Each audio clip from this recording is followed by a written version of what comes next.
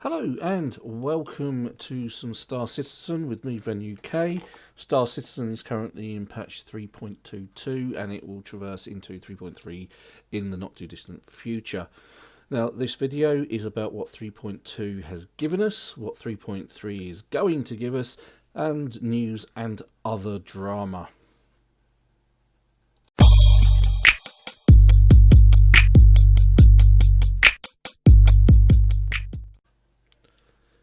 Okay, so kicking off with 3.2. 3.2 gave us quite a few bits and pieces to play with. Okay, so starting at the top of the roadmap, it gave us the heavy armors, sorry, the legacy armors with heavy, medium, and light for both Marines and Outlaws. And it also gave us the Port Olisar collection. This is so that when you land at Port Olisar, they have their own sort of look and feel. So not particularly interesting, but you know, I mean, that's the way things are going, and that will happen more as the game goes on. As you go somewhere, they will have their own sort of dress code and dress sense, if you see what I mean. Okay, so gameplay, which is far a bit more interesting. Remotely operated turrets on vehicles. Improvements to the manned turrets on vehicles. It's very nice. Quantum travel improvements. Buying items from kiosks, so some kiosks have turned up that you can use and buy stuff from. I've done some videos where I've brought weapons over in Levski for my Avenger Titan, using one of those. They've done some work on the economy, the mining. Yes, mining. Mining was introduced, and the first mining ship was introduced into 3.2, so that's one of the major gameplay features that's coming. The grouping system has been implemented, as well as quantum linking, so that if you're in a group, the group leader says, right, we're going to go over here, all of you spool up and quantum travel over there. Ship persistence improvements, so your ship should persist in the universe, and you should be able to log out in your ship by going to the bed in your ship, basically. PMA, VMA improvements, so various bits and pieces going on there. Improve the visual presentation and functionality of the Mobi-Glass and its related apps. So, item 2.0, ship systems and weapons. Power allocation. Power allocation was also implemented, and this is basically to help with overclocking. Yes, that's right, you heard me right. You can overclock the systems in your ship. At a later date, this will degrade the components so that basically they will fail if you keep overclocking them, and you will have to either repair or replace them. But yes, this is basically so that ships who are stealth based can reduce their power and be less detectable. Okay, so AI entry is flight behaviours have improved. Now, sticking with AI just for a minute, AI at the moment is restricted to combat in space. That's not always going to be the case. You will be going on missions in the future where you will come across AI troops, and you will need to carry a sidearm, and you will need to be able to take them down. Right, ships and vehicles. Okay, so the Aegis Avenger Stalker was redone. The Anvil Hurricane, which is introduced into the game. It's got a turret on it. The Avenger Titan, which was my favourite ship, was increased in size by 20%, as was the Warlock, I believe. The Origin 600i was released, and that's a very swanky looking passenger ship. The Aegis Eclipse and the Vandal Blade, so that's a very fast fighter for the Vandals. New weapons were introduced, and so the Distortion Repeater, that's a ship weapon, and then you've got the Clausen Werner Demeco, so new first-person shooter weapon, so that's the Star Marine side of things, and when you're not in your ship, basically. Gemini F-55, another FPS weapon, and the Kastak Arms Scalpel. Lovely. That's a really hard one to pronounce, I have to admit. Another first-person shooter weapon. And then core technology, performance optimizations. Okay, so that's everything that we got in 3.2 over the last 3 months. Okay, so moving on, we then move into 3.3, which will be released at the start of quarter 4. Well, the quarter 4's already started, but we have had CitizenCon, and as a result, it's been delayed by a little bit, but not by too much, hopefully. But I'm not expecting to see it until sort of like the 10th of November-ish, maybe a bit later than that. Okay, so 3.3 characters. Alrighty then. So, a mission giver, Rico Batagalia, I guess. So, creation and implementation of the character. So, she's a mission giver. Doesn't say where she is. She's about. She's somewhere out there. Go find her. The Virgil True Death Pro armor, and the RSI Odyssey flight suit rework. Lovely. Okay, so new locations, small rest stops. Okay, so the rest stops, these are for... What's going on here is that rest stops are going to be a thing for you to travel large distances. They want distance to matter. At the moment, travelling around the current solar system, it only takes 10, 20 seconds to get to even the furthest planet away. Now, when Hurston comes along, that's going to be a lot further away, and it's going to take a lot more time to get there, and you're not going to have enough fuel to do it, so you will need a fuel stop. So that's where these small rest stop comes in. You can refuel your ship and then carry on your merry way. Gameplay. So, ship defense degradation. Oh, sorry, ship system degradation. As mentioned a bit earlier, ship components will now degrade over time. The older they are, the more likely they are to fail. However, there is a multi-tool coming in that you'll be able to do in-ship repairs or out-of-ship repairs, because you can, EVA. Scramble race missions, that's going to be quite interesting. They already do things like the Daymar Rally, which are organised events. So hopefully it'll be along that kind of vein. Improvements to the retrieval and delivery missions. These have been an absolute pain in the neck. One of the biggest problems that I've come across with these missions is that you either can't get them into your ship to start off with. So you've gone into, say, you've gone to the Covalex hub, you've gone in, you found the box you need, you come out, you've come to your ship, you try putting your box in your ship, and it just keeps floating away into space. Pain in the neck. And then if you actually manage to get it into your ship, and you manage to get it to Port Olisar, and then get it off your ship, next problem, and then you get it into the mission giver, you then can't give it to the mission giver. It is really frustrating. So big improvements with that. I believe there are going to be kiosks for this exact thing, just to help with that, because half the time is you can't look down and select the package because it's being held in one hand rather than both hands. It's a real pain. So hopefully that will improve. As pre-mentioned, first-person combat missions.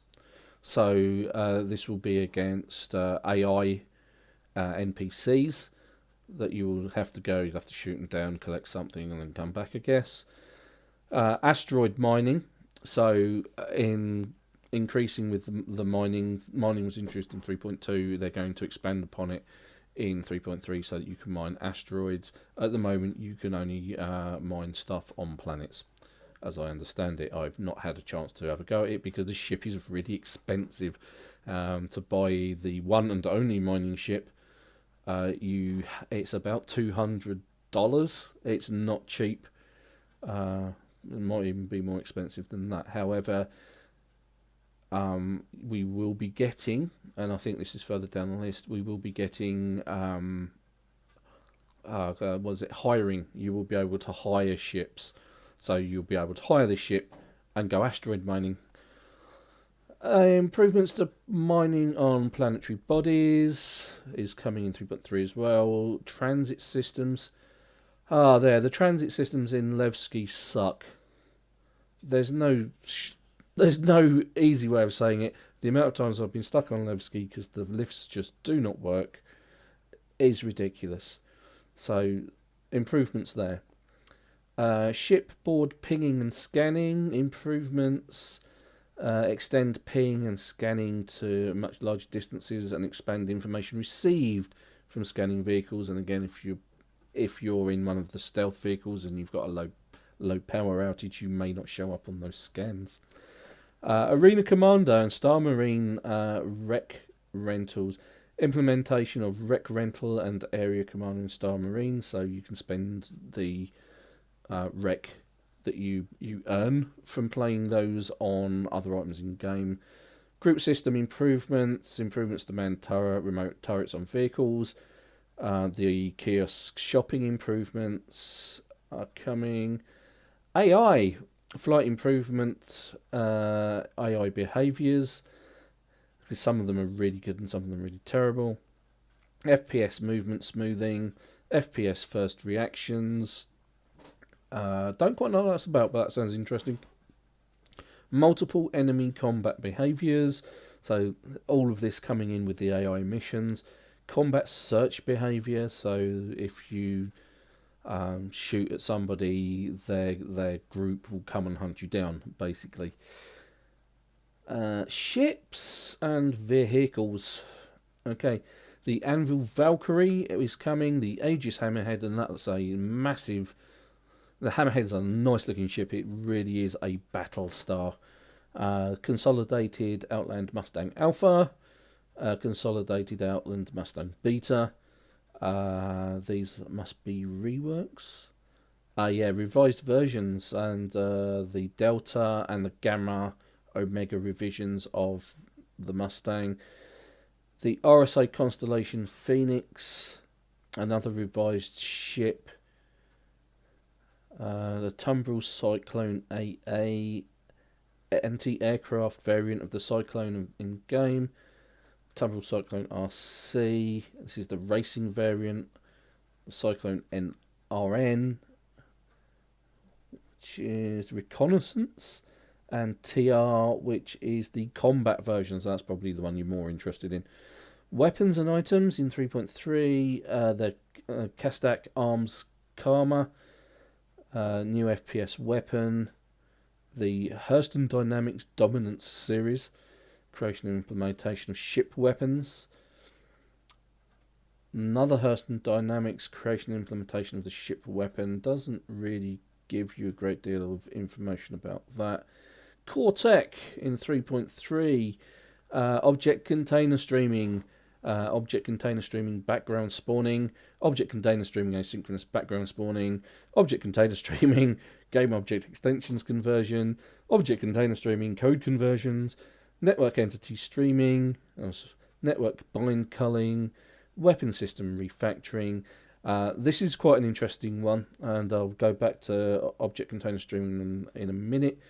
Voice IP and face IP integration. Now, voice and face IP, voice over IP and face over IP. Basically, face over IP is fairly new technology. Now, I've seen it in some mobile apps where you talk and a cat mimics what you're doing. So you send a message and a little avatar of you as a different animal will talk on your behalf. Kind of the same thing. What will happen is it will look at your face and it will mimic what your mouth does and your expressions, and so it will then show on your character in game to other people. So voice over IP, nothing particularly new, but face over IP is quite an interesting concept. Okay, environmental blending shader, performance optimizations. Right, okay, so performance optimizations, this is going to be a big leap for 3.3. And the reason it's going to be a big leap for 3.3 is because object container streaming and network bind culling are the prime parts of that. Now, at the moment, the object container streaming is client-side only. There will be a server-side version of this at a later date. However, it is already in test, and tests have already reported better than expected results, which is promising. It sounds promising. Now, I've already done a video that shows my current rigs, my desktop and my laptop. My desktop, which is 6 years old, my laptop, which is only a year old, and the frame rates that we get for that. Now, for my desktop, my 6-year-old desktop, it still gets around 25-ish to 30-ish frames a second, but my laptop gets 5, sometimes 0 if I'm lucky, and that's only a year old, but it's a laptop rather than a desktop, and I guess that shows just how much power this game is pulling in. However, it should on paper run on my laptop with no problems, and it doesn't. So object container streaming is going to be an interesting booster. It's going to be interesting to see how that works on my laptop and how it improves on my desktop. Okay, so some of the drama about this is object container streaming before October was removed from patch 3.3, and there was much gnashing of teeth because everybody's been expecting this big boost on performance, and they weren't going to get it. CitizenCon was also coming along on the 10th, but just before CitizenCon turned up, about a week before, they said, right, no, we're going to put 3.3 object container streams going back into 3.3, but we'll release it at a later date. And so I will do some test videos to show what performance improvements we're getting, so from my 2 machines. Okay, the problem with that is because object container streaming was removed, all of the stuff that was for object container streaming was also removed.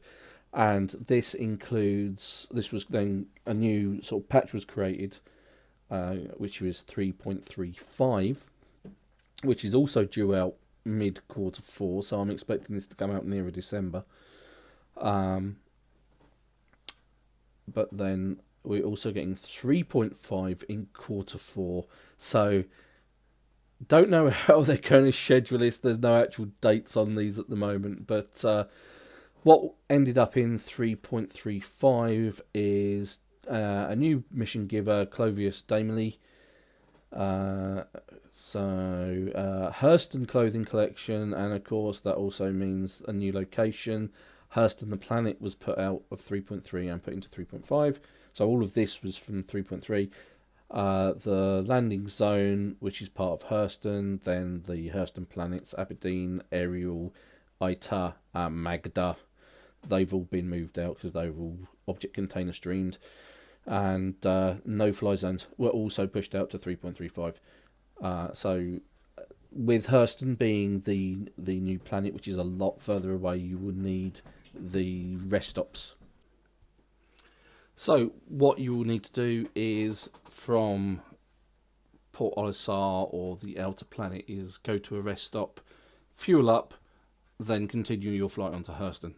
So all of that is in patch 3.35, and that's a new planet. The interesting thing about Hurston is Hurston also contains biomes, so yes, that's going to be very interesting.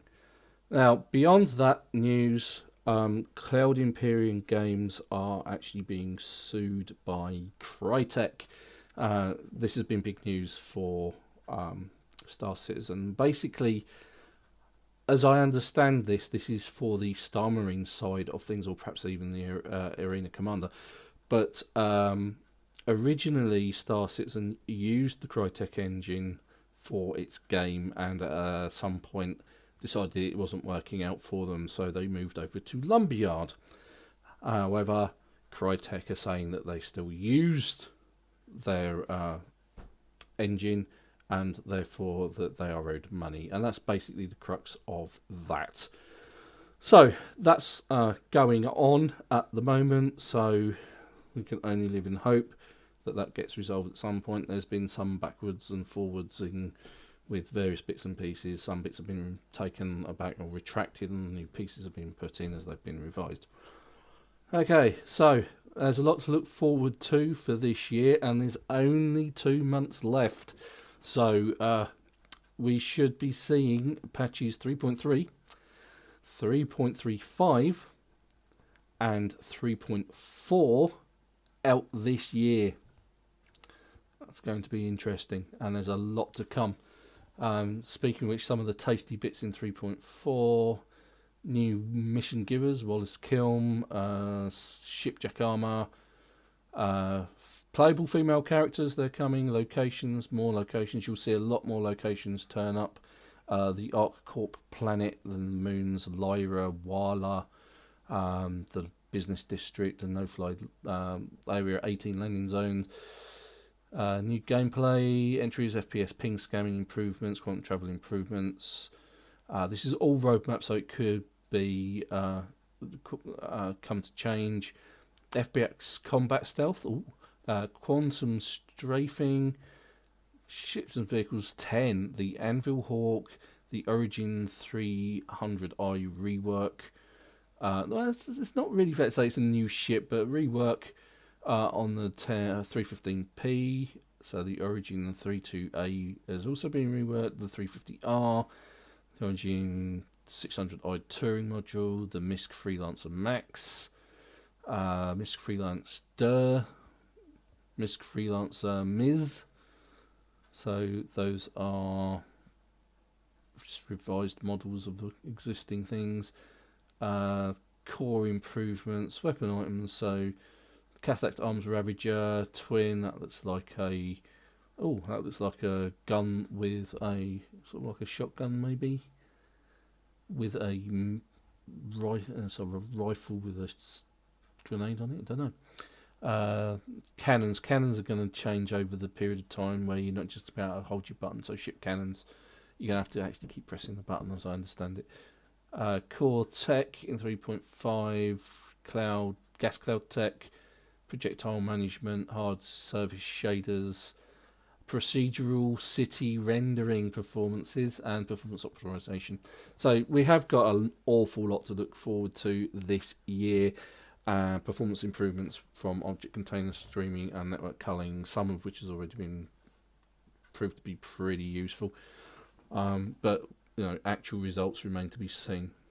Okay, so I hope you've enjoyed this video. It's not a tutorial. This video review roundup. Yeah, let's go with roundup. Hopefully you've enjoyed this video roundup, and I hope to see you in the verse. Thanks for watching. If you're not a subscriber, please subscribe. We'd love to have you a subscriber. Take care of yourself. See you in the next one. Bye bye.